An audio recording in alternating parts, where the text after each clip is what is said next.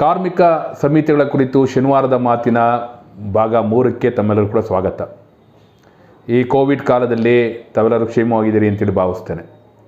ಕಳೆದ 2 ಭಾಗದಲ್ಲಿ ನಾವು ಕಾರ್ಮಿಕ ಸಮಿತಿಗಳಲ್ಲಿ ವೇತನ ಸಮಿತಿ ಏನಿದೆ, ಈ ವೇತನ ಸಮಿತಿ ಬಂದದ್ದು ಹೇಗೆ, ಅದೇ ರೀತಿಯಲ್ಲಿ ವೇತನ ಸಮಿತಿಯ ಮೊದಲ ಅಧ್ಯಾಯದಲ್ಲಿರ್ತಕ್ಕಂಥ ಪರಿಭಾಷೆಗಳ ಬಗ್ಗೆ ನಾವು ಅರ್ಥಕೊಂಡಿದ್ದೀವಿ.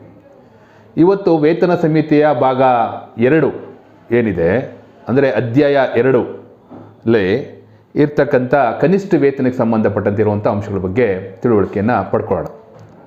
ಕನಿಷ್ಠ ವೇತನಕ್ಕೆ ಸಂಬಂಧಪಟ್ಟಂತೆ ಈಗಾಗಲೇ ನಾನು ಹಿಂದೆ ಹೇಳಿರುವಂಥ ರೀತಿಯಲ್ಲಿ ಕನಿಷ್ಠ ವೇತನ ಕಾಯ್ದೆ 1948 ಇತ್ತು. ಅದರ ಪ್ರಕಾರ ಈ ದೇಶದಲ್ಲಿ ಕನಿಷ್ಠ ವೇತನವನ್ನು ನಿಯಂತ್ರಣವನ್ನು, ನಿಗದಿ ಮಾಡೋದನ್ನು, ಪಾವತಿ ಮಾಡೋದನ್ನು ನಿರ್ವಹಿಸಲಾಗ್ತಾಯಿತ್ತು. ಆದರೆ ಈಗ ಈ ವೇತನ ಸಮಿತಿ 2019 ಬಂದ ನಂತರ ಕನಿಷ್ಠ ವೇತನ ಕಾಯ್ದೆ 1948 ರದ್ದು ಮಾಡಲಾಗಿದೆ. ರದ್ದು ಮಾಡಿ ಅದನ್ನು ವೇತನ ಸಮಿತಿಯಲ್ಲಿ ಒಳಗೊಳ್ಳಲಾಗಿದೆ. ಅದು ಈ ವೇತನ ಸಮಿತಿಯಲ್ಲಿರ್ತಕ್ಕಂಥ ಅಧ್ಯಾಯ 2ರಲ್ಲಿ ಇದೆ.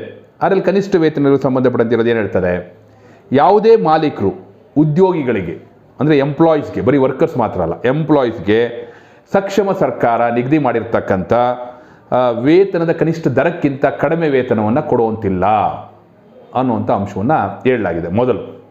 ಮೊದಲ ಕಲಮಲ್ಲೇ ಇದನ್ನ ಹೇಳಲಾಗಿದೆ, ಕಲಂ 5ರಲ್ಲಿ. ಸಕ್ಷಮ ಸರ್ಕಾರ ಅಂದರೆ ಏನು ಅಂತ ಹೇಳಿದ್ದೀನಿ, ರಾಜ್ಯ ಸರ್ಕಾರ, ಕೇಂದ್ರ ಸರ್ಕಾರ. ಇದು ಕಳೆದ ಬಾರಿ ಆಗಲೇ ನಾವು ಮಾತಾಡಿದ್ದೀವಿ. ಹಾಗೆಯೇ ಕನಿಷ್ಠ ವೇತನವನ್ನು ನಿಗದಿ ಹೆಂಗೆ ಮಾಡಬೇಕು ಅನ್ನೋಕ್ಕೆ ಸಂಬಂಧಪಟ್ಟಂತೆ ಕಲಂ 6ರಲ್ಲಿ ಈ ರೀತಿ ಹೇಳ್ತಾರೆ. ಕೇಂದ್ರ ಸರ್ಕಾರಕ್ಕೆ ಈ ವೇತನ ಸಮಿತಿ ಒಂದು ಅಧಿಕಾರವನ್ನು ಕೊಟ್ಟಿದೆ. ಕಲಂ 9ರಲ್ಲಿ ರಾಷ್ಟ್ರೀಯ ನೆಲಮಟ್ಟದ ಕನಿಷ್ಠ ವೇತನವನ್ನು ನಿಗದಿ ಮಾಡಲಿಕ್ಕೆ. ಆ ಕಲಂ 9ರಡಿಯಲ್ಲಿ ಕೇಂದ್ರ ಸರ್ಕಾರ ದೇಶಾದ್ಯಂತ ಒಂದು ಭೌಗೋಳಿಕ ಪ್ರದೇಶಕ್ಕೆ ಅಥವಾ ಒಂದು ಉದ್ಯೋಗಕ್ಕೆ ಅಥವಾ ಒಂದು ಉದ್ದಿಮೆಗೆ ರಾಷ್ಟ್ರೀಯ ನೆಲಮಟ್ಟದ ಕನಿಷ್ಠ ವೇತನವನ್ನು ನಿಗದಿ ಮಾಡ್ಬೋದು. National floor level minimum wages ಅಂತ ಹೇಳ್ತಾರೆ. ಆ national floor level minimum wages ಏನು, ಕಲಂ 9ರ ಪ್ರಕಾರ ಕೇಂದ್ರ ಸರ್ಕಾರ ನಿಗದಿ ಮಾಡುತ್ತೆ. ಅದಕ್ಕಿಂತ ಕಡಿಮೆ ಅಲ್ಲದ ರೀತಿಯಲ್ಲಿ ಯಾವುದೇ ಸರ್ಕಾರ, ಅಂದರೆ ಸಕ್ಷಮ ಸರ್ಕಾರ, ರಾಜ್ಯ ಸರ್ಕಾರಗಳು ಅಥವಾ ಕೇಂದ್ರ ಸರ್ಕಾರವೂ ಕೂಡ ಕನಿಷ್ಠ ವೇತನಗಳನ್ನು ನಿಗದಿ ಮಾಡಬೇಕು ಅಂತ ಹೇಳುತ್ತೆ. ಮಾಡ್ಬೋದು ಅಲ್ಲ, ಮಾಡಬೇಕು ಅಂತ ಹೇಳುತ್ತೆ. ಶೆಲ್ ಫಿಕ್ಸ್ ಅಂತ. ಸೊ ಅದು ಕಲಂ 8ರಲ್ಲಿ ಅವರು ನಿಗದಿ ಮಾಡ್ತಾರೆ. ಕಲಂ 6 ಹೇಳುತ್ತೆ ನಿಗದಿ ಮಾಡಬೇಕು ಅಂತ, 8ರ ಅನುಸಾರ ನಿಗದಿ ಮಾಡಬೇಕು ಅನ್ನುವಂಥ ಅಂಶವನ್ನು ಹೇಳುತ್ತೆ. ಇದರಲ್ಲಿ ಕೇಂದ್ರ ಸರ್ಕಾರ ರಾಷ್ಟ್ರೀಯ ನೆಲಮಟ್ಟದ ಕನಿಷ್ಠ ವೇತನವನ್ನು ನಿಗದಿ ಮಾಡಲಿಕ್ಕೆ ಏನು ಅಧಿಕಾರ ಇದೆ ಅದನ್ನು ಬಳಸಿ 2019ರಲ್ಲಿ ಈ ದೇಶದ ನ್ಯಾಷನಲ್ ಫ್ಲೋರ್ ಮಿನಿಮಮ್ ವೇಜಸ್ ಅಂತೇಳಿ ನಿಗದಿ ಮಾಡೋದು ಎಷ್ಟಪ್ಪ ಅಂದರೆ, ಒಂದು ದಿನದ ಕೆಲಸಕ್ಕೆ, ಅಂದರೆ 8 ಗಂಟೆಗಳ ಕೆಲಸಕ್ಕೆ 178 ರೂಪಾಯಿ. ಈಗ ನಮ್ಮ ಮುಂದೆ ಒಂದಿರುವಂಥ ಪ್ರಶ್ನೆ ಏನಪ್ಪ ಅಂದರೆ, ರಾಷ್ಟ್ರೀಯ ಈ ನೆಲಮಟ್ಟದ ಕನಿಷ್ಠ ವೇತನ ಅನ್ನುವಂಥ ಪರಿಕಲ್ಪನೆ ಬಂದದ್ದು ಎಲ್ಲಿಂದ, ಯಾವಾಗ ಅನ್ನೋಂಥ ಪ್ರಶ್ನೆ ಬಂದರೆ, ನಾನು ಆಗಲೇ ಹೇಳಿದಂಥ ರೀತಿಯಲ್ಲಿ 1948ನೇ ಇಸ್ವಿಯಲ್ಲಿ ಬಂದಂಥ ಕನಿಷ್ಠ ವೇತನ ಕಾಯ್ದೆ ಏನಿದೆ ಅದರಲ್ಲಿ ರಾಷ್ಟ್ರೀಯ ನೆಲಮಟ್ಟದ ಕನಿಷ್ಠ ವೇತನ ಅನ್ನುವಂಥ ಪರಿಕಲ್ಪನೆ ಇಲ್ಲ.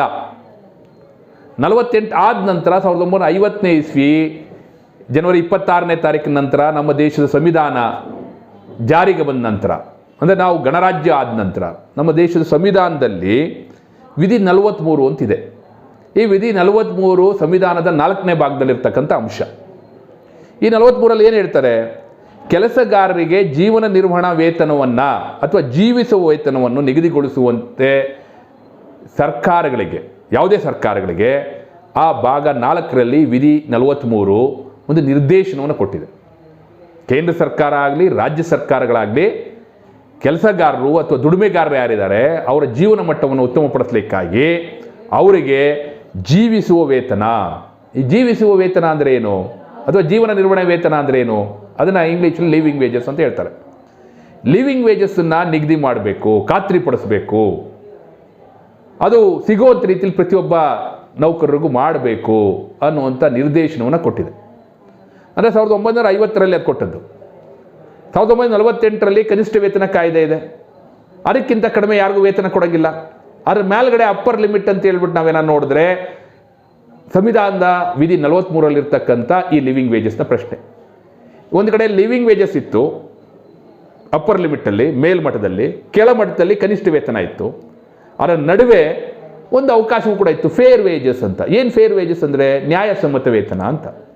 ನ್ಯಾಯಸಮ್ಮತ ವೇತನ ಅಂದರೆ ಏನು ಅಂತ ನಾವ್ಯಾರಾದರೂ ಕೇಳಿದ್ರೆ, ಮಾಲೀಕರು ಮತ್ತು ಕಾರ್ಮಿಕರು ಮಾತುಕತೆ ಮೂಲಕ ಒಪ್ಪಂದಕ್ಕೆ ಬಂದು ಒಪ್ಪಂದವನ್ನು ಮಾಡಿಕೊಂಡು ಇಬ್ಬರಿಗೂ ಸಮ್ಮತವಾಗುವಂಥ ವೇತನ, ಅದು ನ್ಯಾಯಸಮ್ಮತವಾದಂಥ ವೇತನ ಅಂತೇಳಿ ಅದನ್ನು ಫೇರ್ ವೇಜಸ್ ಅಂತ ಕರಿಬೋದು ನಾವು. ಅದು ನ್ಯಾಯಸಮ್ಮತ ವೇತನ ಅಂತಿತ್ತು. ಅಂದರೆ ಕನಿಷ್ಠ ವೇತನ ಕೆಳಗಡೆ ಮಟ್ಟದಲ್ಲಿತ್ತು, ಮಧ್ಯದಲ್ಲಿ ನ್ಯಾಯಸಮ್ಮತ ವೇತನ ಅಥವಾ ಫೇರ್ ವೇಜಸ್ ಅಂತಿತ್ತು, ಅದರ ಮೇಲೆ ಲಿವಿಂಗ್ ವೇಜಸ್ ಅಂತಿತ್ತು. ಆದರೆ ದುರಂತ ಏನು ಅಂತ ಹೇಳಿದ್ರೆ ಈ ದೇಶದಲ್ಲಿ ಕನಿಷ್ಠ ವೇತನಕ್ಕಿಂತ ಕೆಳಗಡೆ ಯಾವುದೂ ವೇತನ ಇರಲಿಲ್ಲ. ಆದರೆ ಈ ವೇತನ ಸಂಹಿತೆ ಕಲಂ 9ರಲ್ಲಿ ಕೇಂದ್ರ ಸರ್ಕಾರಕ್ಕೆ ನ್ಯಾಷನಲ್ ಫ್ಲೋರ್ ಲೆವೆಲ್ ಮಿನಿಮಮ್ ವೇಜಸ್ನ ನಿಗದಿ ಮಾಡ್ಬೋದು ಅಂತ ಅಧಿಕಾರ ಕೊಟ್ಟದ್ರಿಂದಾಗಿ ಅವರು ಕನಿಷ್ಠ ವೇತನಕ್ಕಿಂತ ಕೆಳಮಟ್ಟದಲ್ಲಿ ಇನ್ನೊಂದು ವೇತನವನ್ನು ನಿಗದಿ ಮಾಡಿಬಿಟ್ರು. ಅದೇ national floor level minimum wages. ಅದು ₹178 2009ರಲ್ಲಿ ಅಂತ ನಿಗದಿ ಮಾಡಿದ್ರು. ಅಂದರೆ 50ನೇ ಇಸ್ವಿಯಿಂದ ಅಥವಾ 48ನೇ ಇಸ್ವಿಯಿಂದ 2019ಕ್ಕೆ ಬರುವಂಥ ಕಾಲಘಟ್ಟದಲ್ಲಿ ಸುಮಾರು 70-72 ವರ್ಷದ ಭಾರತ ದೇಶದ ಸ್ವತಂತ್ರ ಭಾರತದ ಇತಿಹಾಸದಲ್ಲಿ ನಾವು ಹೋಗ್ಬೇಕಾಗಿದ್ದು ಎಲ್ಲಿಗೆ? ಕನಿಷ್ಠ ವೇತನದಿಂದ ಫೇರ್ ವೇಜಸ್ ಕಡೆ ಹೋಗ್ಬೇಕಾಗಿತ್ತು, ಫೇರ್ ವೇಜಸ್ಸಿಂದ ಲಿವಿಂಗ್ ವೇಜಸ್ ಕಡೆ ಹೋಗ್ಬೇಕಾಗಿತ್ತು. ಆದರೆ 72 ವರ್ಷದ ನಂತರ ಕನಿಷ್ಠ ವೇತನಕ್ಕಿಂತ ಕೆಳಗಡೆ ಇರ್ತಕ್ಕಂಥ ಇನ್ನೊಂದು ನ್ಯಾಷನಲ್ ಫ್ಲೋರ್ ಲೆವೆಲ್ ಮಿನಿಮಮ್ ವೇಜಸ್ಗೆ ಹೋಗ್ಬಿಟ್ಟಿದ್ದೀವಿ. ₹178 ಈ ದೇಶದಲ್ಲಿ ಎಲ್ಲೂ ಕೂಡ ಯಾವುದೇ ಸರ್ಕಾರ ಕೂಡ ನಿಗದಿ ಮಾಡಿಲ್ಲ. ಯಾಕೆ ನೀವು ₹178 ನಿಗದಿ ಮಾಡಿದ್ರಿ ಅನ್ನುವಂಥದ್ದನ್ನೇ ಕಾರ್ಮಿಕ ಚಳುವಳಿಗಳ ಬಹಳ ದೊಡ್ಡ ಆಕ್ಷೇಪ ಈ ವೇತನ ಸಂಹಿತೆಗೆ ಸಂಬಂಧಪಟ್ಟಂತೆ ಇರುವಂಥದ್ದು. ಮುಂದಕ್ಕೆ ಈ ಕನಿಷ್ಠ ವೇತನವನ್ನು ಹೆಂಗೆ ನಿಗದಿ ಮಾಡ್ಬೋದು, ಯಾವ ಆಧಾರದಲ್ಲಿ ಅಂತ ಹೇಳಿದ್ರೆ ನೋಡಿ, ಕಲಂ 6(2) ಹಿಂಗೆ ಹೇಳ್ತಾರೆ, ಟೈಮ್ ವರ್ಕ್ ಅಥವಾ ಪೀಸ್ ವರ್ಕ್ ಆಧಾರಿತವಾಗಿ ನಿಗದಿಪಡಿಸಬೇಕು ಅಂತ ಹೇಳ್ತಾರೆ. ಅಂದರೆ ಟೈಮ್ ವರ್ಕ್ ಅಂದರೆ ನಿಗದಿತ ಕಾಲಾವಧಿಗೆ, ಅಂದರೆ 8 ಗಂಟೆಗೆ ಇಷ್ಟು ಒಂದು ಕೆಲಸದ ದಿನಕ್ಕೆ ಅಥವಾ 1 ಗಂಟೆಗೆ ಇಷ್ಟು ಅಂತೇಳಿ ಕನಿಷ್ಠ ವೇತನ ನಿಗದಿ ಮಾಡ್ಬೋದು. ಆದರೆ ಪೀಸ್ ರೇಟ್ ಆಧಾರದಲ್ಲಿ ಯಾವುದೋ ಒಂದು ಪೀಸ್ ಕೆಲಸ ಮಾಡಿಕೊಟ್ರೆ ನಿಮಗಿಷ್ಟು ಅಂತೇಳಿ ಮಾಡ್ಬೋದು ಅಂತ ಹೇಳ್ತಾರೆ. ಆದರೆ ಅದೇ ಸಂದರ್ಭದಲ್ಲಿ ಇನ್ನೊಂದು ಹೇಳ್ತೀವಿ, ಪೀಸ್ ವರ್ಕ್ ಆಧಾರಿತವಾಗಿ ಯಾರು ನೌಕರರು ನೀವು ನೇಮಕ ಮಾಡ್ಕೊಂಡಿದ್ರೆ ಅವರಿಗೆ ಟೈಮ್ ರೇಟ್ ಆಧಾರಿತವಾದಂಥ ವೇತನ ಸಿಗುವಂಥ ರೀತಿಯಲ್ಲಿ ಖಾತ್ರಿಪಡಿಸಬೇಕು. ಆ ವೇತನವನ್ನು ಕೂಡ ಪೀಸ್ ರೇಟ್ ವೇತನವನ್ನು ಕೂಡ ಈ ಟೈಮ್ ರೇಟ್ ಆಧಾರಿತವಾಗಿ ಕೊಡಬೇಕು, ನಿಗದಿ ಮಾಡಬೇಕು ಅಂತ ಹೇಳ್ತದೆ. ಟೈಮ್ ವರ್ಕ್ ಆಧಾರಿತ ವೇತನ ಅಂತೇನಿದೆ, ಅಂದರೆ ಸಮಯ ಆಧಾರಿತವಾದಂಥ ವೇತನ ಅಂತೇನಿದೆ, ಅದರಲ್ಲಿ ಗಂಟೆ ಆಧಾರಿತವಾಗಿ ನೀವು ನಿಗದಿ ಮಾಡ್ಬೋದು, ದಿನದ ಆಧಾರಿತವಾಗಿ ನಿಗದಿ ಮಾಡ್ಬೋದು, ಅದೇ ರೀತಿಯಲ್ಲಿ ಮಾಸಿಕ ಆಧಾರಿತವಾಗಿ ನಿಗದಿಪಡಿಸಬಹುದು ಅನ್ನುವಂಥದ್ದನ್ನ ಹೇಳ್ತದೆ. ಹಾಗಾಗಿ ಕನಿಷ್ಠ ವೇತನ ದರ ನಿಗದಿ ಮಾಡುವಾಗ ಪ್ರಾಥಮಿಕವಾಗಿ ಕಾರ್ಮಿಕರ ಕೌಶಲ್ಯವನ್ನು ಅಂದರೆ ಪರಿಗಣಿಸಬೇಕು ಅಂತ ಹೇಳ್ತಾರೆ. ಅಂದರೆ ಏನು? ಅಕುಶಲ ಕಾರ್ಮಿಕರು, ಅರೆ ಕುಶಲ ಕಾರ್ಮಿಕರು, ಕುಶಲ ಕಾರ್ಮಿಕರು ಮತ್ತು ಅತಿ ಕುಶಲ ಕಾರ್ಮಿಕರು ಅನ್ನುವಂಥದ್ದು ಹೇಳ್ತಾರೆ. ಹಾಗೆಯೇ ಈ ಕನಿಷ್ಠ ವೇತನವನ್ನು ನಿಗದಿ ಮಾಡಬೇಕಾದ್ರೆ ಆ ಭೌಗೋಳಿಕ ಪ್ರದೇಶದಲ್ಲಿರ್ತಕ್ಕಂಥ ಉಷ್ಣಾಂಶ ಆಗ್ಬೋದು, ತಾಪಮಾನ ಆಗ್ಬೋದು, ಅದೇ ರೀತಿಯಲ್ಲಿ ಅಲ್ಲಿ ಕೆಲಸ ಮಾಡುವಾಗ ಆಗ್ಬೋದಂಥ ಆಯಾಸ ಆಗ್ಬೋದು, ಇದನ್ನೆಲ್ಲವನ್ನು ಗಮನದಲ್ಲಿಟ್ಕೊಂಡು ನೀವು ಕನಿಷ್ಠ ವೇತನವನ್ನು ನಿಗದಿ ಮಾಡಬೇಕು ಅನ್ನೋದನ್ನು ಕಲಂ 6ರಲ್ಲಿ ಹೇಳ್ತಾರೆ, 6(2)ರಲ್ಲಿ. ಹಾಗೆಯೇ ಕನಿಷ್ಠ ವೇತನದಲ್ಲಿ ಏನೇನಿರಬೇಕು ಅನ್ನುವಂಥ ಪ್ರಶ್ನೆ ಬಂದಾಗ ಕಲಂ 7ರಲ್ಲಿ ಈ ರೀತಿ ಹೇಳ್ತಾರೆ, ಕನಿಷ್ಠ ವೇತನದಲ್ಲಿ ಮೂಲ ವೇತನದ ದರ ಇರಬೇಕು, ಪ್ಲಸ್ ಜೊತೆಗೆ ಕಾಸ್ಟ್ ಆಫ್ ಲಿವಿಂಗ್ ಅಲೋಯನ್ಸ್ ಅಂತ ಹೇಳ್ತಾರೆ. ಅಂದರೆ ಕಾಸ್ಟ್ ಆಫ್ ಲಿವಿಂಗ್ ಅಲೋಯನ್ಸ್ ಅಂದರೆ ಜೀವಿಸುವ ಭತ್ಯೆಯ ಬೆಲೆ. ಅದನ್ನು ನಾವೇನು ಮಾಡ್ತೀವಿ, ಸಹಜವಾಗಿ VDA ಅಂತ ಕರಿತೀವಿ, ಅದನ್ನ ತುಟ್ಟಿ ಭತ್ಯೆ ಅಂತ ಕರಿತಿದ್ವಿ, ಅಥವಾ ಏರಿಳಿತದ ತುಟ್ಟಿ ಭತ್ಯೆ ಅಂತೇಳಿ ಕರಿತಿದ್ವಿ. ಅಂದರೆ ಜೀವಿಸಲಿಕ್ಕೆ ಅಗತ್ಯ ಇರ್ತಕ್ಕಂಥ ವೆಚ್ಚ ಏನಾಗ್ತದೆ ಅದರ ಅಲೋಯನ್ಸ್ ಅಂತೇಳಿ. ಯಾಕಂದರೆ ಮೂಲ ವೇತನ ಅನ್ನುವಂಥದ್ದು ಒಂದ್ಸರಿ ನಿಗದಿ ಮಾಡ್ತೀರಿ, ಆದರೆ ಪ್ರತಿ ವರ್ಷ ಬೆಲೆ ಏರಿಕೆ ಆಗ್ತಾ ಹೋಗ್ತದೆ ಅಥವಾ ಬೆಲೆ ಇಳಿತಾ ಹೋಗ್ತದೆ. ಬೆಲೆ ಏರಿಕೆಗೆ ಅನುಗುಣವಾಗಿ ಅಥವಾ ಬೆಲೆ ಇಳಿಕೆಗೆ ಅನುಗುಣವಾಗಿ ಈ ಕಾಸ್ಟ್ ಆಫ್ ಲಿವಿಂಗ್ ಅಲೋಯನ್ಸ್ ಏನಿದೆ ಅಥವಾ ಯಾವುದನ್ನು VDA ಅಂತ ಕರಿತೀವಿ ಅದು ಏರಿಳಿತವನ್ನು ಕಾಣ್ಬೋದು. ಇವೆರಡನ್ನು ಒಳಗೊಂಡಂಥದ್ದನ್ನೇ ಕನಿಷ್ಠ ವೇತನ ಆಗಿರಬೇಕು ಅನ್ನುವಂಥ ಅಂಶವನ್ನು ಕಲಂ 7ರಲ್ಲಿ ಹೇಳ್ತಾರೆ. ಅದೇ ಸಂದರ್ಭದಲ್ಲಿ ಕಲಂ 7ರಲ್ಲಿ ಇನ್ನೊಂದು ಹೇಳ್ತಾರೆ, ಒಂದು ವೇಳೆ ನಾವು ಮೂಲ ವೇತನ ದರವನ್ನು ಕೊಟ್ಟಿರ್ತೀವಿ, ಹಾಗಾಗಿ CLA ಕೊಡ್ತೀವಿ, ನಾವೇನೋ ಉಚಿತವಾಗಿ ಆಹಾರ ಧಾನ್ಯಗಳನ್ನು ಕೊಡ್ತೀವಿ, ಉಚಿತವಾದಂಥ ಮನೆಯನ್ನು ಕೊಟ್ಟಿರ್ತೀವಿ, ಉಚಿತವಾದಂಥ ಬಟ್ಟೆಯನ್ನು ಕೊಡ್ತೀವಿ, ಯೂನಿಫಾರ್ಮನ್ನು ಹೊರತುಪಡಿಸಿ, ಅದರ ಲೆಕ್ಕವನ್ನು ಹೆಂಗೆ ಮಾಡ್ಬೋದು ಅಂದರೆ ಅದನ್ನು CLA ಬದಲು ಅಂತೇಳಿ ಪರಿಗಣಿಸ್ಬೋದು. ಅದನ್ನ ಹೆಂಗೆ ಲೆಕ್ಕ ಹಾಕಬೇಕು ಅನ್ನೋಂಥ ಪ್ರಶ್ನೆ ಬಂದಾಗ ಸರ್ಕಾರ ಅದಕ್ಕೊಂದು ಸೂಕ್ತವಾದಂಥ ಪ್ರಾಧಿಕಾರವನ್ನು ರಚನೆ ಮಾಡ್ಬೋದು. ಆ ಪ್ರಾಧಿಕಾರದನ್ನು ಲೆಕ್ಕ ಹಾಕ್ಬೋದು. ಲೆಕ್ಕ ಹಾಕಿ ಆವಾಗ ಮೂಲ ವೇತನದ ದರ ಮತ್ತು ಈ cost of living allowance plus or minus ಆಗ್ಬೋದು. ಅದು ಕಾಸ್ಟ್ ಆಫ್ ಲಿವಿಂಗ್ ಅಲೋಯನ್ಸ್ ಅಂತ ಹೇಳ್ತಾರೆ. ಆದರೆ ಅದು ಪ್ಲಸ್ ಆರ್ ಮೈನಸ್ ಆಗಬೇಕು ಅಂದರೆ ಆವಾಗ ನೀವು ರಿಯಾಯಿತಿ ದರದಲ್ಲಿ ಆಹಾರ ಧಾನ್ಯವನ್ನೋ ಮನೆಯನ್ನೋ ಬಟ್ಟೆಯನ್ನೋ ಏನಾದರೂ ಒಂದು ನೀವು ಕೊಟ್ಟಿರಬೇಕು ಅವರಿಗೆ ಅನ್ನುವಂಥ ರೀತಿಯಾದ ಪ್ರಶ್ನೆ ಬರ್ತದೆ. ಹಾಗೆಯೇ ಕನಿಷ್ಠ ವೇತನ ನಿಗದಿ ಮಾಡುವಾಗ ಪರಿಷ್ಕರಣೆ ಮಾಡಲಿಕ್ಕಿರುವಂಥ ವಿಧಾನ ಏನು ಅನ್ನುವಂಥ ಪ್ರಶ್ನೆಯನ್ನು ಕಲಂ 8ರಲ್ಲಿ ಹೇಳ್ತಾರೆ. ಮೊದಲ ಬಾರಿಗೆ ಕನಿಷ್ಠ ವೇತನ ದರಗಳನ್ನು ನಿಗದಿಗೊಳಿಸುವಾಗ ಅಥವಾ ಪರಿಷ್ಕರಿಸುವಾಗ ಸಕ್ಷಮ ಸರ್ಕಾರ, ನಾನಾಗಲೇ ಹೇಳಿದ್ದೀನಿ, ರಾಜ್ಯ ಸರ್ಕಾರ ಅಥವಾ ಕೇಂದ್ರ ಸರ್ಕಾರ ಯಾರು ಬೇಕಾದ್ರೂ ಮಾಡ್ಬೋದು. ಮಾಡುವಾಗ ತನಗೆ ಅಗತ್ಯವೆನಿಸುವಷ್ಟು ಸಮಿತಿಗಳನ್ನು ರಚನೆ ಮಾಡ್ಬೋದು. ಆ ಸಮಿತಿಗಳಿಂದ ಶಿಫಾರಸನ್ನು ಕೇಳ್ಬೋದು. ಆ ಶಿಫಾರಸನ್ನು ಇಟ್ಕೊಂಡು ತಾವು ಕನಿಷ್ಠ ವೇತನವನ್ನು ನಿಗದಿ ಮಾಡ್ಬೋದು. ಅದನ್ನು 8(1)A ಹಿಂದೆ ಕನಿಷ್ಠ ವೇತನ ಕಾಯ್ದೆಯಲ್ಲಿ 5(1)A ಅಂತ ಹೇಳ್ತಿದ್ರು, 5(1)A ಕಮಿಟಿ ಅಂತ ಹೇಳ್ತಿದ್ರು. ಈಗ ಅದಕ್ಕೆ 8(1)A ಕಮಿಟಿ ಅಂತ ಹೇಳಿ ಕರಿಬೋದು ನಾವು. ಹಾಗೆಯೇ 5(1)B ಅಡಿಯಲ್ಲಿ ಕನಿಷ್ಠ ವೇತನವನ್ನು ನಿಗದಿ ಮಾಡ್ತೀವಿ ಅಂತೇಳಿ ಅಧಿಸೂಚನೆಗಳನ್ನು ಹೊಡಿಸ್ತಾ ಇದ್ರು. ಈಗ ಅದು 8(1)B ಆಗಿಬಿಟ್ಟಿದೆ. 5(1)B ಹೋಗಿ 8(1)B ಆಗಿಬಿಟ್ಟಿದೆ. 8(1)B ಅಲ್ಲಿ ಏನು ಹೇಳ್ತದೆ, ಒಂದು ಏನು ಕನಿಷ್ಠ ವೇತನ ಸಲಹಾ ಮಂಡಳಿಗಳಿದ್ದಾವೆ. ಕನಿಷ್ಠ ವೇತನ ಸಲಹಾ ಮಂಡಳಿಗಳನ್ನು ಹೆಂಗೆ ರಚನೆ ಮಾಡ್ತಾರೆ ಅನ್ನೋದನ್ನು ಮುಂದಕ್ಕೆ ನಾನು ಹೇಳ್ತೇನೆ. ಕನಿಷ್ಠ ವೇತನ ಸಲಹಾ ಮಂಡಳಿಗಳ ಶಿಫಾರಸ್ಸಿನ ಮೇರೆಗೆ ಒಂದು ಕನಿಷ್ಠ ವೇತನವನ್ನು ನಿಗದಿ ಮಾಡ್ತಾರೆ. ಅದನ್ನು ಅಧಿಸೂಚನೆ ಮಾಡಿಸೋದು, ಕರಡು ಅಧಿಸೂಚನೆ ಮಾಡಿಸೋದು, ಬಾಧಿತರಾಗ್ಬೋದಾದಂಥ ನೌಕರರಾಗಲಿ, ಕಾರ್ಮಿಕರಾಗಲಿ ಅಥವಾ ಮಾಲೀಕರಾಗಲಿ ಅವ್ರ ಗಮನಕ್ಕೆ ತರುವಂಥದ್ದು 2 ತಿಂಗಳು ಮುಂಚಿತವಾಗಿ. ಅವರ ಅಭಿಪ್ರಾಯಗಳಿದ್ದರೆ ಸ್ವೀಕರಿಸ್ಬೋದು, ಅಂಗೀಕರಿಸ್ಬೋದು, ನಂತರ ಅದನ್ನ ಅಂತಿಮಗೊಳಿಸ್ಬೋದು. ಈ ರೀತಿ ನಿಗದಿ ಮಾಡ್ಬೋದು ಅಂತ ಹೇಳಿದ್ದಾರೆ. ಹಾಗಾಗಿ ಸರ್ಕಾರ ರಚಿಸುವಂಥ ಸಕ್ಷಮ ಸರ್ಕಾರ ರಚಿಸುವಂಥ ಈ ಸಮಿತಿಗಳಲ್ಲಿ ಯಾರ್ಯಾರು ಇರಬೇಕು? ಮಾಲೀಕರ ಪ್ರತಿನಿಧಿಗಳಿರಬೇಕು. ಮಾಲೀಕರ ಪ್ರತಿನಿಧಿಗಳು ಎಷ್ಟು ಜನ ಇರ್ತಾರೋ ಅದಕ್ಕೆ ಸರಿಸಮಾನವಾಗಿ ಕಾರ್ಮಿಕರ ಪ್ರತಿನಿಧಿಗಳಿರಬೇಕು. ಹಾಗೆಯೇ ಒಟ್ಟು ಸಮಿತಿಯ 1/3 ಸ್ವತಂತ್ರವಾದಂಥ ವ್ಯಕ್ತಿಗಳಿರಬೇಕು ಅನ್ನುವಂಥ ಅಂಶವನ್ನು ಈ ಕಲಂ 8(2) ಹೇಳಲಾಗ್ತದೆ. ಹಾಗೆಯೇ ಸಮಿತಿಯ ಶಿಫಾರಸನ್ನು ಪರಿಗಣಿಸಿ ಸೂಚಿತ ದಿನಾಂಕದಿಂದ ಕನಿಷ್ಠ ವೇತನ ನಿಗದಿ ಅಥವಾ ಪರಿಷ್ಕರಣೆಯನ್ನು ಜಾರಿಗೊಳಿಸ್ಬೋದು ಅಂತೇಳ್ಬಿಟ್ಟು ಹೇಳ್ತಾರೆ. ಹಾಗೆಯೇ ನಿಗದಿತ ಕಾಲಾವಧಿಯಲ್ಲಿ ಕನಿಷ್ಠ ವೇತನ ಪರಿಷ್ಕರಣೆ ಮಾಡಬೇಕು ಅಂತಲೂ ಕೂಡ ಆ ಕಲಂ 8(4) ಹೇಳ್ತದೆ. ಅಂದರೆ ಎಷ್ಟು ವರ್ಷದೊಳಗಡೆ ಅಂದರೆ 5 ವರ್ಷದೊಳಗಡೆ ಪ್ರತಿ ಬಾರಿ ನಿಗದಿ ಮಾಡಿದಂಥ ನಿಮ್ಮ ಕನಿಷ್ಠ ವೇತನವನ್ನು ನೀವು ಮತ್ತೆ ಪರಿಷ್ಕರಣೆ ಮಾಡಬೇಕು ಅಂತ ಹೇಳ್ತಾರೆ. ನಾವು ನೋಡಿದ್ದೀವಿ 5 ವರ್ಷ ಅಲ್ಲ 10 ವರ್ಷ 15 ವರ್ಷ ಆದರೂ ಕೆಲವು ಪರಿಷ್ಕರಣೆನೇ ಆಗಿರಲಿಲ್ಲ ಅನ್ನುವಂಥದ್ದು ಕೂಡ ನೋಡಿದ್ದೀವಿ. ಆದರೆ ಇಲ್ಲಿ ಇದು ಮಾತ್ರ ಅಲ್ಲ, ಇಂದಿನ ಕಾಯ್ದೆಯಲ್ಲಿ 3 ವರ್ಷದೊಳಗಡೆ ಅಥವಾ 5 ವರ್ಷದೊಳಗಡೆ ಅಂತ ಹೇಳಿದರು. ಈಗ 5 ವರ್ಷದೊಳಗಡೆ ಅನ್ನೋಂತ ಹೇಳಿದ್ದಾರೆ. 3 ವರ್ಷಕ್ಕೊಮ್ಮೆ ಪರಿಷ್ಕರಣೆ ಆಗ್ತಿದ್ದು ಈಗ 5 ವರ್ಷಕ್ಕೊಮ್ಮೆ ಪರಿಷ್ಕರಣೆ ಆಗಬೇಕು ಅನ್ನುವಂಥ ಅಂಶವನ್ನು ಈ ವೇತನ ಸಂಹಿತೆಯಲ್ಲಿ ಒಳಗೊಳ್ಳಲಾಗಿದೆ.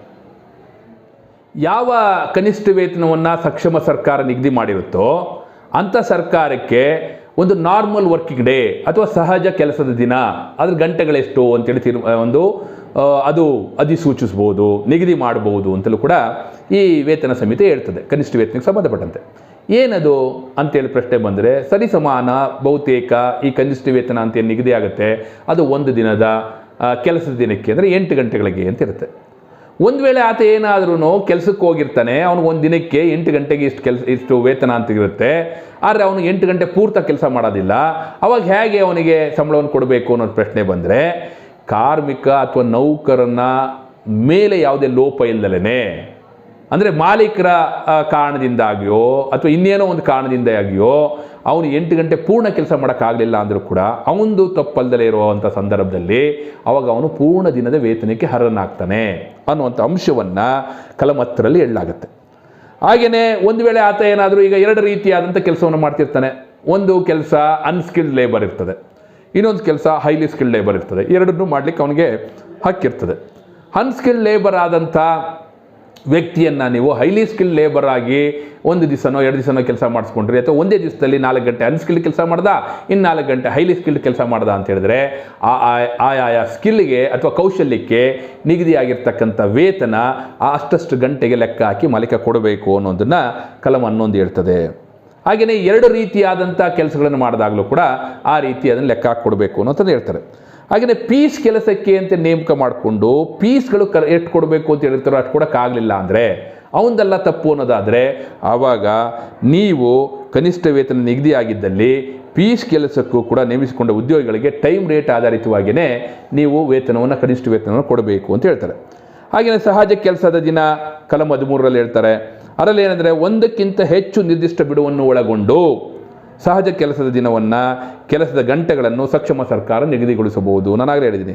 ಆಮೇಲೆ ಪ್ರತಿ 7 ದಿನ ಕೆಲಸ ಮಾಡಿದ್ರೆ 1 ದಿವಸ ವೇತನ ಸಹಿತವಾದಂಥ ವಿಶ್ರಾಂತಿಯ ದಿನ ಅಂದರೆ ರಜೆಯನ್ನು ಕೊಡಬೇಕು. ಒಂದು ವೇಳೆ ವಿಶ್ರಾಂತಿ ದಿನ ದಿವಸ ನೀವೇನೋ ಕೆಲಸ ಮಾಡಿದ್ರೆ, ರಜೆ ದಿನ ದಿವಸ ಕೆಲಸ ಮಾಡಿದ್ರೆ ಅದಕ್ಕೆ ದುಪ್ಪಟ್ಟು ವೇತನ ಏನಿದೆ ಹೆಚ್ಚುವರಿ ಕೆಲಸಕ್ಕೆ ಅದರ ಆಧಾರದಲ್ಲಿ ಕೊಡಬೇಕು. ಅಂದರೆ 2 ಪಟ್ಟು ವೇತನ ಕನಿಷ್ಠ ವೇತನವನ್ನು ನೀವು ಕೊಡಬೇಕು ಅನ್ನುವಂಥ ಅಂಶವನ್ನು ಹೇಳಿದ್ದಾರೆ. ಇದಕ್ಕೆ ಕೆಲವು ವಿನಾಯಿತಿಗಳನ್ನು ಕೂಡ ಕೊಟ್ಟಿದ್ದಾರೆ. ಏನು ವಿನಾಯಿತಿಗಳು ಅನ್ನೋವಂಥ ಪ್ರಶ್ನೆ ಬಂದರೆ ಅದು ಕೆಲವು ಕೆಲಸಗಳಿಗೆ ಅದು ದುಪ್ಪಟ್ಟು ವೇತನ ಕೊಡಬೇಕಾ, ಇಲ್ಲ ಅಂದರೆ ಓವರ್ ಟೈಮ್ ವೇಜಸ್ ಅಂತೇಳಿ ಕೆಲಸ ಅಂತೇಳಿ ಪರಿಗಣಿಸಬಾರ್ದು ಅನ್ನೋಂಥ ಕೆಲವನ್ನ ನಿಗದಿ ಮಾಡಿದ್ದಾರೆ. ಹಾಗಾಗಿ ಹೆಚ್ಚುವರಿ ಕೆಲಸಕ್ಕೆ ಹೆಚ್ಚುವರಿ ವೇತನ ಅನ್ನೋದನ್ನ ಕಲಂ 14ರಲ್ಲಿ ಹೇಳಿದ್ದಾರೆ. ಸಹಜ ಕೆಲಸದ ದಿನದ ಗಂಟೆಗಳಿಗಿಂತ ಹೆಚ್ಚು ಗಂಟೆಗಳ ಕಾಲ ಕೆಲಸ ಮಾಡಿದ್ರೆ ಆ ಪ್ರತಿ ಒಂದು ಗಂಟೆ ಏನು ಕೆಲಸ ಮಾಡ್ತಾರೆ ಆ ಗಂಟೆಗೆ ಒಂದು ಗಂಟೆಗೆ ಎಷ್ಟು ನಿಗದಿ ಆಗಿರ್ತದೋ 8 ಗಂಟೆಗಳನ್ನು 8 ಭಾಗ ಮಾಡಿದ್ರೆ ಆ ಒಂದು ಗಂಟೆಗೆ ನಿಗದಿಯಾಗಿರ್ತಕ್ಕಂಥ ಏನು ಕನಿಷ್ಠ ವೇತನದ ಭಾಗ ಇರ್ತದೆ ಅದರ ದುಪ್ಪಟ್ಟನ್ನು ನೀವು ಕೊಡಬೇಕು ಅನ್ನೋಂಥದ್ದು ಹೇಳ್ತಾರೆ. ಸೊ ಈ ರೀತಿ ಹೇಳುವಾಗಲೇ ನಾನು ಆಗಲೇ ಹೇಳ್ದಂಗೆ ಕನಿಷ್ಠ ವೇತನವನ್ನು ನಿಗದಿ ಮಾಡಲಿಕ್ಕೆ ಸಲಹಾ ಮಂಡಳಿಗಳನ್ನು ರಚನೆ ಮಾಡಬೇಕು ಅಂತೇಳಿ ಕಲಂ 42ರಲ್ಲಿ ಹೇಳಲಾಗುತ್ತೆ. ಅದು ಚಾಪ್ಟರ್ 5ರಲ್ಲಿದೆ, ಅಂದರೆ ಅಧ್ಯಾಯ 5ರಲ್ಲಿ ಬರುತ್ತದೆ. ಈ ಸಲಹಾ ಮಂಡಳಿಗಳನ್ನು ಹೆಂಗೆ ನೇಮಕ ಮಾಡ್ಬೋದು? ಕೇಂದ್ರ ಸರ್ಕಾರ ಕೇಂದ್ರ ಕನಿಷ್ಠ ವೇತನ ಸಲಹಾ ಮಂಡಳಿಯನ್ನು ರಚನೆ ಮಾಡ್ಬೋದು.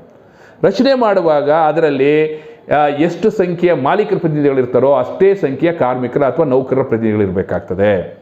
ಹಾಗೆಯೇ 3/1 ಮೀರಿದಂಥ ರೀತಿಯಲ್ಲಿ ಸ್ವತಂತ್ರವಾದಂಥ ಅಭ್ಯರ್ಥಿಗಳಿರಬೇಕಾಗ್ತದೆ. ಈ ಒಟ್ಟು ಸಂಖ್ಯೆಯ 3/1 ಮಹಿಳೆಯರಿರಬೇಕಾಗ್ತದೆ. ಜೊತೆಗೆ ಅಧ್ಯಕ್ಷರನ್ನ ಸಕ್ಷಮ ಸರ್ಕಾರ ಅಂದರೆ ಕೇಂದ್ರ ಸರ್ಕಾರ ಕೇಂದ್ರ ಸಲಹಾ ಮಂಡಳಿಗೆ ಕೇಂದ್ರ ಸರ್ಕಾರ ನೇಮಕ ಮಾಡುತ್ತೆ. ಅದೇ ರೀತಿಯಲ್ಲಿ ರಾಜ್ಯ ಸರ್ಕಾರವು ಕೂಡ ರಾಜ್ಯ ಕನಿಷ್ಠ ವೇತನ ಸಲಹಾ ಮಂಡಳಿಯನ್ನು ರಚನೆ ಮಾಡ್ಬೋದು. ಇದೇ ಆಧಾರದಲ್ಲಿ ರಚನೆ ಮಾಡಬೇಕಾಗುತ್ತೆ ಅನ್ನೋಂಥ ಅಂಶವನ್ನು ಹೇಳ್ತಾರೆ. ಹಾಗಾಗಿ ಏನು ಮಾಡ್ಬೋದು? ಸಲಹಾ ಮಂಡಳಿ ಹತ್ರ ಏನೆಲ್ಲ ಶಿಫಾರಸು ಮಾಡ್ಬೋದು, ಏನೆಲ್ಲ ಕೇಳ್ಬೋದು ಅಂತ ಹೇಳಿದ್ರೆ ಕನಿಷ್ಠ ವೇತನ ನಿಗದಿ ಅಥವಾ ಪರಿಷ್ಕರಣೆಗೆ ಸಲಹೆ ಕೊಡಿ ಅಂತ ಕೇಳ್ಬೋದು. ಮಹಿಳೆಯರಿಗೆ ಉದ್ಯೋಗ ಅವಕಾಶವನ್ನು ಹೆಚ್ಚಿಸಲಿಕ್ಕೆ ಏನು ಮಾಡಬೇಕು ಅಂತೇಳಿ ಕೇಳ್ಬೋದು. ಹಾಗೆಯೇ ಕೇಂದ್ರ ಸರ್ಕಾರವು ಸೂಚಿಸುವ ಉದ್ಯೋಗಗಳಲ್ಲಿ ಸಂಸ್ಥೆಗಳಲ್ಲಿ ಎಷ್ಟು ಪ್ರಮಾಣದಲ್ಲಿ ಮಹಿಳೆಯರನ್ನ ನೇಮಕ ಮಾಡ್ಕೊಳ್ಬೋದು ಅನ್ನುವಂಥ ಸಲಹೆಯನ್ನು ಕೂಡ ಕೇಳ್ಬೋದು. ಯಾಕೆಂದರೆ ಈ ಸಲಹಾ ಮಂಡಳಿ ಕೇವಲ ಕನಿಷ್ಠ ವೇತನ ಸಲಹಾ ಮಂಡಳಿ ಮಾತ್ರ ಆಗಿರಲ್ಲ, ವೇತನ ಸಂಹಿತೆ ಅಡಿಯಲ್ಲಿರ್ತಕ್ಕಂಥ ಸಲಹಾ ಮಂಡಳಿ ಆಗಿರುತ್ತೆ ಅನ್ನುವಂಥ ಅಂಶವನ್ನು ಕೂಡ ನಾವು ಗಮನದಲ್ಲಿಟ್ಕೊಂಡಿರಬೇಕು.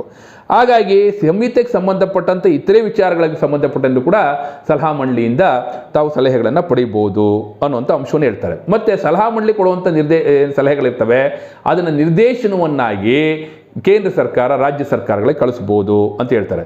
ಕೇಂದ್ರ ಸಲಹಾ ಮಂಡಳಿಯಲ್ಲಿ 5 ಜನ ರಾಜ್ಯ ಸರ್ಕಾರಗಳ ಪ್ರತಿನಿಧಿಗಳನ್ನು ಕೂಡ ನೇಮಕ ಮಾಡ್ಕೊಳ್ಬೇಕು ಅನ್ನುವಂಥ ಅಂಶವನ್ನು ಹೇಳ್ತಾರೆ. ಹಾಗೆ ರಾಜ್ಯ ಸಲಹಾ ಮಂಡಳಿಯನ್ನು ಕೂಡ ಕಲಂ 42(4) ರೀತಿಯಲ್ಲಿ ನೀವು ರಚನೆ ಮಾಡಬೇಕು ಅನ್ನುವಂಥ ಅಂಶವನ್ನು ಹೇಳ್ತಾರೆ. ಸಲಹಾ ಮಂಡಳಿಯ ಕಾಲಾವಧಿ ಎಷ್ಟಿರಬೇಕು ಅಂತ ಹೇಳಿದ್ರೆ ಹಿಂದೆಲ್ಲ ಏನಿತ್ತು 3 ವರ್ಷ ಅನ್ನೋದಿತ್ತು. ಆದರೆ ಈಗ ಹೇಳ್ತಾರೆ ಸಕ್ಷಮ ಸರ್ಕಾರ ಸೂಚಿಸುವ ರೀತಿಯಲ್ಲಿ ಇರ್ತಕ್ಕದ್ದು ಅಂತೇಳಿ ಕಲಂ 42(11) ಹೇಳ್ಬಿಡ್ತಾರೆ. ಸಲಹಾ ಮಂಡಳಿ ಕಾರ್ಯನಿರ್ವಹಣೆಗೆ ತನ್ನ ಉಪಸಮಿತಿಗಳನ್ನು ರಚನೆ ಮಾಡ್ಕೊಳ್ಬೋದು. ಉಪಸಮಿತಿಗಳನ್ನು ರಚನೆ ಮಾಡುವಾಗ ಆ ಉಪಸಮಿತಿಗಳು ಹೇಗೆ ನಿರ್ವಹಿಸಬೇಕು ಅನ್ನುವಂಥ ನಿಯಮಾವಳಿಗಳನ್ನು ಅವರು ರೂಪಿಸ್ಬೋದು ಅನ್ನುವಂಥ ಅಂಶವನ್ನು ಕೂಡ ಹೇಳ್ತಾರೆ. ಈ ಕನಿಷ್ಠ ವೇತನವನ್ನು ನಿಗದಿಗೆ ಸಂಬಂಧಪಟ್ಟಂತೆ ರೂಲ್ಸ್ಗಳನ್ನು ಏನು ವೇತನ ಸಮಿತಿ ಭಾಗವಾಗಿ ರೂಲ್ಸ್ಗಳನ್ನು ಮಾಡಿದ್ದಾರೆ ಅದರಲ್ಲಿ ರಚನೆ ಮಾಡುವಂಥ ಕಮಿಟಿ ರಚನೆ ಮಾಡುವಂಥದ್ದು ನಿಗದಿ ಮಾಡುವಂಥದ್ದು ಅದಕ್ಕೆ ಪ್ರಕ್ರಿಯೆಗಳು ಇದೆಲ್ಲವನ್ನು ಕೂಡ ಅದರಲ್ಲಿ ಹೇಳಲಾಗಿದೆ. ಅದಿನ್ನು ಅಂತಿಮಗೊಳಿಸಬೇಕು. ಕೇಂದ್ರ ಸರ್ಕಾರದಾಗಲೇ ಅಂತಿಮಗೊಂಡಿದೆ, ಜಾರಿ ಆಗಬೇಕು ಜುಲೈ 1ರಿಂದ ಅನ್ನುವಂಥದ್ದು ನಾನು ಹಿಂದಾಗಲೇ ಹೇಳಿದ್ದೀನಿ. ಸೊ ಈ ಕನಿಷ್ಠ ವೇತನವನ್ನು ನಿಗದಿ ಮಾಡುವಾಗ ಸುಪ್ರೀಂ ಕೋರ್ಟ್ ಒಂದು ಹೇಳ್ಬಿಟ್ಟಿತ್ತು ಏನಂತ, ಯಾವುದಾದ್ರೂ ಸಂಸ್ಥೆಗೆ ವ್ಯಕ್ತಿಗೆ ಅಥವಾ ಕಾರ್ಖಾನೆಗೆ ಕನಿಷ್ಠ ವೇತನ ಕೊಡಲಿಕ್ಕೆ ಆಗೋದಿಲ್ಲ ಅಂತ ಹೇಳಿದ್ರೆ ಅಂಥ ಸಂಸ್ಥೆಗೆ ಇರಲಿಕ್ಕೆ ಹಕ್ಕೇ ಇಲ್ಲ ಅನ್ನೋಂಥ ಅಂಶವನ್ನು ಹೇಳ್ಬಿಟ್ಟಿತ್ತು. ಸೊ ಇಷ್ಟು ಅಂಶಗಳು ಒಂದು ಕಡೆ ಇರುವಾಗ ಈ ಕನಿಷ್ಠ ವೇತನವನ್ನು ನಿಗದಿ ಮಾಡಲಿಕ್ಕೆ ಏನೆಲ್ಲ ಅನುಸರಿಸಬೇಕು ಅನ್ನುವಂಥದ್ದನ್ನ ಮತ್ತೆ ನಾವು ನೋಡೋಣ. ಕನಿಷ್ಠ ವೇತನವನ್ನು ನಿಗದಿ ಮಾಡಲಿಕ್ಕೆ ಏನು ಕನಿಷ್ಠ ವೇತನವನ್ನು ನಿಗದಿ ಮಾಡ್ತಿದ್ರು ಆವಾಗ ಹೇಗೆ ನಿಗದಿ ಮಾಡ್ತಾರೆ ಅನ್ನುವಂಥ ಒಂದು ಪ್ರಶ್ನೆ ಇದೆ. ಒಬ್ಬ ಪುರುಷ ಫ್ಯಾಕ್ಟ್ರಿಯಲ್ಲಿ ಕೆಲಸ ಮಾಡ್ತಿದ್ದಾನೆ ಅಂದರೆ ಆತನ ಅಥವಾ ಎಲ್ಲಾದರೂ ಒಂದು ಕಡೆ ಕೆಲಸ ಮಾಡ್ತಿದ್ದಾನೆ ಅಂದರೆ ಅವನು ಕನಿಷ್ಠ ವೇತನ ಹೆಂಗೆ ನಿಗದಿ ಮಾಡಬೇಕು ಅಂತ ಹೇಳಿದ್ರೆ ಅವನನ್ನು 1 ಘಟಕ ಅಂತೇಳಿ ಪರಿಗಣಿಸ್ತಾರೆ, 1 ಯೂನಿಟ್ ಅಂತ. ಅವ್ರ ಮನೇಲಿರ್ತಕ್ಕಂಥ ಆತನ ಹೆಂಡತಿಯನ್ನು 0.8 ಯೂನಿಟ್ ಅಂತೇಳಿ ಪರಿಗಣಿಸ್ತಾರೆ. ಮನೇಲಿ 2 ಮಕ್ಕಳಿಗೆ 0.6 ಯೂನಿಟ್ ಅಂತೇಳಿ ಪರಿಗಣಿಸಿದ್ರೆ ಅವಾಗ 0.6 × 2 ಹಾಗೆಯೇ 0.8 + 1 ಅಂತ ಲೆಕ್ಕ ಹಾಕಿದ್ರೆ 3 ಯೂನಿಟ್ ಆಗ್ತದೆ. ಈ 3 ಯೂನಿಟ್ಟಿಗೆ ಕನಿಷ್ಠ ವೇತನ ನಿಗದಿ ಮಾಡಬೇಕಾದ್ರೆ ಲೆಕ್ಕ ಹಾಕಬೇಕು. 1 ಯೂನಿಟ್ಟಿಗೆ ಕನಿಷ್ಠ ಬದುಕುಳಿಲಿಕ್ಕೆ ಬೇಕಾದಂಥ ವೇತನ ಎಷ್ಟಪ್ಪ ಅಂತ ಹೇಳಿದ್ರೆ ಎಷ್ಟಿರಬೇಕು ಅಂತ ಹೇಳಿದ್ರೆ ಆತ ಬದುಕುಳಿಲಿಕ್ಕೆ ಪ್ರತಿನಿತ್ಯ 2700 ಕ್ಯಾಲರಿ ಆಹಾರವನ್ನು ಸೇವಿಸಬೇಕಾಗ್ತದೆ. ಅದು ಸಫೈನ್ ಕಂಡೀಷನ್ಸ್. ಸಫೈನ್ ಕಂಡೀಷನ್ಸ್ ಅಂದರೆ ಮಲಗಿರುವಂಥ ಸಂದರ್ಭದಲ್ಲಿ ಮಾತ್ರ, ಕೆಲಸ ಮಾಡಿದಾಗಲ್ಲ, ಇನ್ನೂ ಜಾಸ್ತಿ ಖರ್ಚಾಗ್ತದೆ ಕ್ಯಾಲರಿಗಳು. ಆಗ 2700 ಕ್ಯಾಲರಿ ಇಂಟು 3 ಯೂನಿಟ್ ಅಂತ ಲೆಕ್ಕ ಹಾಕಿ ಆ 2700 ಕ್ಯಾಲರಿ ಆಹಾರವನ್ನು ಪಡ್ಕೊಳ್ಳಿಕ್ಕೆ ಎಷ್ಟು ಖರ್ಚಾಗ್ತದೆ ಅನ್ನೋದನ್ನ ಆಧಾರವಾಗಿಟ್ಕೊಂಡು ಲೆಕ್ಕ ಹಾಕಿ ಮಾಡಬೇಕು ಅನ್ನುವಂಥದ್ದು ಈಗ ನಿಗದಿ ಆಗ್ತಿರುವಂಥದ್ದು. ಅದೇ ರೀತಿಯಲ್ಲಿ ತುಟ್ಟಿ ಬತ್ತಿಯನ್ನು ಲೆಕ್ಕ ಹಾಕುವಾಗ ಏರಿಳಿತದ ತುಟ್ಟಿ ಬತ್ತಿಯನ್ನು CLA ಲೆಕ್ಕ ಹಾಕುವಾಗ ಕಳೆದ 1 ವರ್ಷದಲ್ಲಿ ಎಷ್ಟು ಬೆಲೆ ಏರಿಕೆ ಆಗಿರ್ತದೆ, ಯಾವ್ಯಾವ ಪದಾರ್ಥಗಳಿದ್ದಾವೆ ಅದಕ್ಕೊಂದು ಬ್ಯಾಸ್ಕೆಟ್ ಅಂತ ಇರ್ತದೆ. ಆ ಬ್ಯಾಸ್ಕೆಟಲ್ಲಿ ಏನೇನೆಲ್ಲ ಅಂಶಗಳನ್ನು ಸೇರಿಸಿರ್ತಾರೆ ಅಂತ ಇರ್ತದೆ. ಅವನೊಂದು ಅಂಶಕ್ಕೂ ಕೂಡ ಒಂದಿಷ್ಟು ವ್ಯಾಲ್ಯೂಗಳನ್ನು ಮೌಲ್ಯಗಳನ್ನು ಕೊಟ್ಟಿರ್ತಾರೆ. ಆ ವ್ಯಾಲ್ಯೂಗಳ ಪ್ರಕಾರ ಲೆಕ್ಕ ಹಾಕಿ ಅದ್ರ ಬೆಲೆ ಎಷ್ಟಾಗುತ್ತೆ ಅಂತೇಳಿ ಗ್ರಾಹಕ ಬೆಲೆ ಸೂಚ್ಯಂಕ ಫಾರ್ ಇಂಡಸ್ಟ್ರಿಯಲ್ ವರ್ಕರ್ಸ್ ಅಂತೇಳಿ ನಿಗದಿ ಮಾಡ್ತಾರೆ. ಆ ಗ್ರಾಹಕ ಬೆಲೆ ಸೂಚ್ಯಾಂಕಕ್ಕೆ ಒಂದು ಸೂಚ್ಯಾಂಕ ಹೆಚ್ಚಳ ಆದರೆ ಅದಕ್ಕೆ ಇಂಜಿನಿಯರಿಂಗ್ ಇಂಡಸ್ಟ್ರಿಯಲ್ಲಿ 0.04 ಪೈಸೆ ಅಂತ ಹೇಳ್ಬಿಟ್ಟಿರ್ತಾರೆ, 4 ಪೈಸೆ ಅನ್ನೋಂಥದ್ದು ಹೇಳ್ತಾರೆ. ಹಂಗೆ ಬೇರೆ ಬೇರೆ ಪೈಸೆ ನಿಗದಿ ಮಾಡಿರ್ತಾರೆ. ಹಾಗಾಗಿ ಎಷ್ಟು ಸೂಚ್ಯಾಂಕ ಹೆಚ್ಚಳ ಆಗಿರುತ್ತೋ ಕಳೆದ ವರ್ಷ ಅಷ್ಟು ಸೂಚ್ಯಾಂಕದಕ್ಕೆ 4 ಪೈಸಾ ಅಂತೇಳಿ ಗುಣಿಸಿ ಅದನ್ನ 30 ದಿನಗಳಿಗೆ ಗುಣಿಸಿ ಅದನ್ನ 26 ದಿನಗಳಿಗೆ ಭಾಗ ಮಾಡಿ ದಿನಕ್ಕೆ ಎಷ್ಟು ತುಟ್ಟಿ ಬತ್ತಿ ಹೆಚ್ಚಳ ಆಗ್ತದೆ ಅಂತೇಳಿ ಲೆಕ್ಕ ಹಾಕುವಂಥ ವಿಧಾನ ಇದೆ ಈಗ. ಅದು ಪ್ರತಿ ವರ್ಷ ಏಪ್ರಿಲ್ 1ನೇ ತಾರೀಕಿಂದ ರಾಜ್ಯ ಸರ್ಕಾರದ ಏರಿಳಿತದ ತುಟ್ಟಿ ಬತ್ತಿ ಅಂತ ಏನು ಕರಿತೀವಿ VDA ಅಂತ ಅದು ನಿಗದಿ ಆಗ್ತದೆ. ಕೇಂದ್ರ ಸರ್ಕಾರ 6 ತಿಂಗಳಿಗೊಮ್ಮೆ ಅದನ್ನು ಪರಿಷ್ಕರಣೆಯನ್ನು ಮಾಡ್ತದೆ, ಏನು VDAನ. ಆದರೆ ರಾಜ್ಯ ಸರ್ಕಾರ ವರ್ಷಕ್ಕೊಮ್ಮೆ ಪರಿಷ್ಕರಣೆಯನ್ನು ಮಾಡ್ತದೆ. ಸೊ ಈ ರೀತಿ ನಿಗದಿ ಆಗ್ತಕ್ಕಂಥ ಈ ಕನಿಷ್ಠ ವೇತನ ಏನಿದೆ ಇದಕ್ಕೊಂದು ರಫ್ತಕೋಸ್ ಬ್ರೆಕ್ಟ್ ಅನ್ನುವಂಥ ಒಂದು ಪ್ರಕರಣದಲ್ಲಿ ಸುಪ್ರೀಂ ಕೋರ್ಟ್ ಏನು ಹೇಳ್ತು, ನೀವೇನು ಲೆಕ್ಕ ಹಾಕ್ತಿರಲ್ಲ, ಲೆಕ್ಕ ಹಾಕಿದಾಗ ನಿಮ್ಗೊಂದು 100 ರೂಪಾಯಿ ಅಂತ ಲೆಕ್ಕಾಚಾರ ಬಂದರೆ ಅದ್ರ ಮೇಲೆ 25%ನ್ನು ಆ 25% ಹೆಚ್ಚುವರಿಯಾಗಿ ಕೊಡಬೇಕು, ಅದು 125 ರೂಪಾಯಿ ನಿಗದಿ ಮಾಡಬೇಕು ಅಂತ ಹೇಳಿದ್ರು.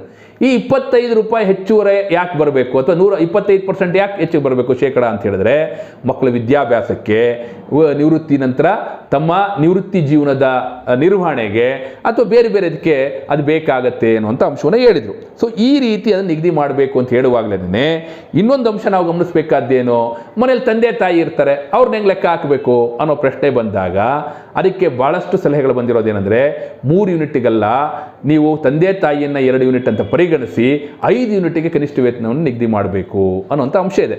ಇದಕ್ಕೆ ಸಂಬಂಧಪಟ್ಟಂತೆ ಕರ್ನಾಟಕ ರಾಜ್ಯ ಸರ್ಕಾರದಲ್ಲಿ ಹಿಂದೆ ಕನಿಷ್ಠ ವೇತನವನ್ನು ಪರಿಷ್ಕರಣೆ ಮಾಡಿದಾಗ ಕೃಷ್ಣ ದೀಕ್ಷಿತ್ ಅವರು ನ್ಯಾಯಪೀಠದಲ್ಲಿ ಹೈಕೋರ್ಟ್ ಕೊಟ್ಟಿರೋದು ಏನಪ್ಪ ಅಂದರೆ ಇದನ್ನು ನೀವು ಸರ್ಕಾರವನ್ನು ಕೇಳಿ ಅಂತ ಹೇಳ್ಬಿಟ್ಟು ಹೇಳಿದ್ದಾರೆ. ಆದರೆ ಸರ್ಕಾರವನ್ನು ಕೇಳಿ ಅಂತ ಸರ್ಕಾರವನ್ನು ನಾವು ಕೇಳ್ತಿರುವಾಗ 5 ಯೂನಿಟ್ಗ 3 ಯೂನಿಟ್ಗ ಅನ್ನೋವಂಥದ್ದನ್ನು, ಆದರೆ ರಾಜ್ಯ ಸರ್ಕಾರದ ನಿಯಮಾವಳಿಗಳಲ್ಲಾಗಲಿ ಕೇಂದ್ರ ಸರ್ಕಾರದ ನಿಯಮಾವಳಿಗಳಲ್ಲಾಗಲಿ ಈಗಲೂ ಕೂಡ 3 ಯೂನಿಟ್ ಅನ್ನೋದನ್ನೇ ಈ ವೇತನ ಸಮಿತಿ ಬಂದ ಮೇಲೂ ಕೂಡ ಅವರು ಪರಿಗಣಿಸ್ತಿದ್ದಾರೆ ಅನ್ನುವಂಥ ಅಂಶವನ್ನು ನಾವು ಗಮನಿಸಬೇಕಾಗ್ತದೆ. ಹಾಗಾಗಿ ಕನಿಷ್ಠ ವೇತನ ನಿಗದಿ ಮಾಡುವಾಗ ತಂದೆ ತಾಯಿ ಅದರ ವ್ಯಾಪ್ತಿಗೆ ಬರೋದಿಲ್ಲ ಅನ್ನುವಂಥ ಅಂಶವನ್ನು ಕೂಡ ನಾವು ಗಮನಿಸಬೇಕಾಗ್ತದೆ. ಸೊ ಇದಿಷ್ಟು ವೇತನ ಸಂಹಿತೆ 2019ರಲ್ಲಿ ಕನಿಷ್ಠ ವೇತನಕ್ಕೆ ಸಂಬಂಧಪಟ್ಟಂತೆ ಇರುವಂಥ ಅಂಶಗಳು ಅನ್ನುವಂಥ ಮಾತನ್ನ ಹೇಳ್ತಾ, ಈ ಸಲಹಾ ಮಂಡಳಿಯನ್ನೇ ರಚನೆ ಮಾಡ್ದಲೇ ಸಲಹಾ ಮಂಡಳಿ ಇಲ್ಲದೇ ಇರುವಾಗ ಒಂದೊಂದಕ್ಕೊಂದು ಉಪಸಮಿತಿಗಳನ್ನು ರಚನೆ ಮಾಡಿಕೊಂಡು ನೀವು ಉಪಸಮಿತಿಗಳ ಶಿಫಾರಸನ್ನು ಪಡ್ಕೊಂಡು ನೀವು ಕನಿಷ್ಠ ವೇತನವನ್ನು ನೀವು ನಿಗದಿ ಮಾಡುವಂಥದ್ದು ಸರಿಯಲ್ಲ ಅಂಥೇಳಿ ಕಾರ್ಮಿಕ ಸಂಘಗಳ ಪ್ರತಿರೋಧ ಇದೆ, ಕಾರ್ಮಿಕ ಚಳುವಳಿಯ ಪ್ರತಿರೋಧ ಅದಕ್ಕಿದೆ. ಅದೇ ರೀತಿಯಲ್ಲಿ ಇನ್ನೊಂದು ಅಂಶ ಏನು, ಇಡೀ ವೇತನ ಸಮಿತಿಯಲ್ಲಿ ಎಲ್ಲೂ ಕೂಡ ನೀವು ನ್ಯಾಯಸಮ್ಮತ ವೇತನ ಆಗಲಿ ಜೀವಿಸುವ ವೇತನ ಆಗಲಿ ಅದ್ರ ಬಗ್ಗೆ ಮಾತಾಡಲಿಲ್ಲ ಅನ್ನುವಂಥ ಒಂದು ಆಕ್ಷೇಪವು ಕೂಡ ಬಹಳ ದೊಡ್ಡ ರೀತಿಯಲ್ಲಿ ಪ್ರತಿರೋಧವಾಗಿ ಬರ್ತಾ ಇದೆ. ಜೊತೆಗೆ ಸ್ಕೀಮ್ ನೌಕರರು ಅಂತಿದ್ದಾರೆ, ಸರ್ಕಾರದ ಅಡಿಯಲ್ಲೇ ಕೆಲಸ ಮಾಡ್ತಿರುವಂಥವ್ರು, ಅವರು ಕೊಡ್ತಕ್ಕಂಥ ಸಂಭಾವನೆ ಏನು ಹೇಳ್ತೀರಿ, ನೀವು ಗೌರವಧನ ಏನು ಹೇಳ್ತೀರಿ, ಅದನ್ನು ನೀವು ಕನಿಷ್ಠ ವೇತನದ ವ್ಯಾಪ್ತಿಗೆ ತರಬೇಕು ಅಂತೇಳಿ ಒತ್ತಾಯ ಮಾಡಿದ್ರು ಕೂಡ ಕನಿಷ್ಠ ವೇತನ ವ್ಯಾಪ್ತಿಗೆ ತರ್ತಾ ಇಲ್ಲ, ಈ ವೇತನ ಸಮಿತಿಯಲ್ಲಿ ಅದನ್ನ ಒಳಗೊಂಡಿಲ್ಲ ಅನ್ನುವಂಥ ಅಂಶ ನಾವು ಗಮನಿಸಬೇಕಾಗ್ತದೆ. 48ರಲ್ಲೋ ಅಥವಾ 1950ರಲ್ಲೋ ಈ ಸ್ಕೀಮ್ ನೌಕರರು ಅನ್ನುವಂಥ ಒಂದು ವಿಭಾಗದ ನೌಕರರು ಇರಲಿಲ್ಲ, ಈಗಿದ್ದಾರೆ. ಇರುವಾಗ ಅದನ್ನು ನೀವು ಕ್ಯಾಪ್ಚರ್ ಮಾಡಬೇಕಾಯಿತು, ಕ್ಯಾಪ್ಚರ್ ಮಾಡಲಿಲ್ಲ ಅನ್ನುವಂಥ ಅಂಶವೇ ಇದರ ಬಗ್ಗೆ ಇರ್ತಕ್ಕಂಥ ದೊಡ್ಡ ರೀತಿಯಂಥ ಆಕ್ಷೇಪ ಅನ್ನುವಂಥ ಮಾತನ್ನು ಈ ಸಂದರ್ಭದಲ್ಲಿ ಹೇಳಲಿಕ್ಕೆ ಬಯಸ್ತೇನೆ. ನಮಸ್ಕಾರ.